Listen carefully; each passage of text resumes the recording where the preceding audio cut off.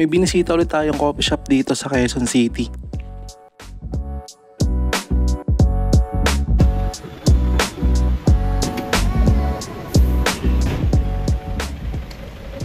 Lahat ng ingay ng traffic na yan, mabubura pagpasok natin sa loob.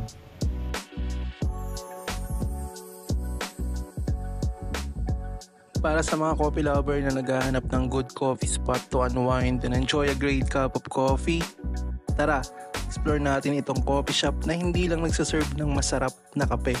May ino-offer din silang candle making session dito. Nandito tayo ngayon guys sa busy road ng Commonwealth Avenue, Quezon City. And in this video guys, I'm excited to share with you itong Plant Payri Manila.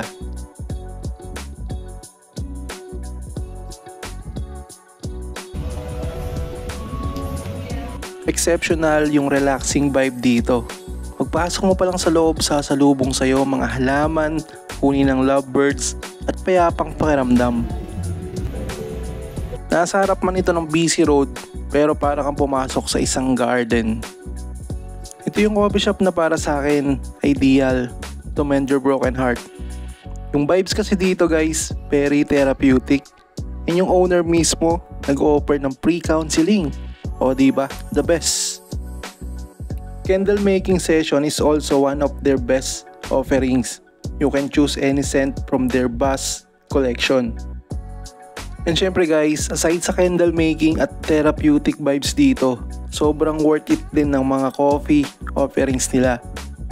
At ito pa lang din yung coffee shop na napuntahan kong gumagamit ng 100% Robusta beans. As a coffee lover and barista, I truly appreciate the exceptional quality of their coffee. The best yung Cubano con Especial nila. Hindi lang basta kape, may pasabog din sa loob. Yung Granita Española naman nila, ito yung parang halo-halo ng mga Spanish. Sobrang espesyal ng lasa nito. Kung bibisita kayo sa Plant Payri Manila, this is really a must try.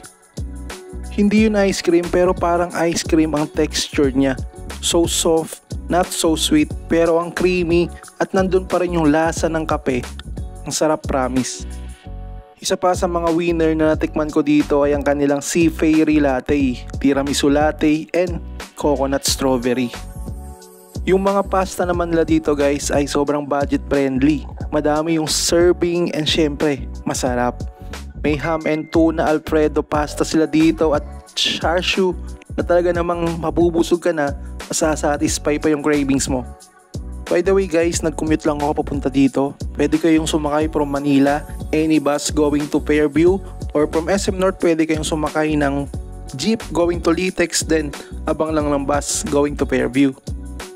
For more details guys, check nyo lang yung kanilang Facebook page and yung Google Maps, nandun din sila. So thank you for watching.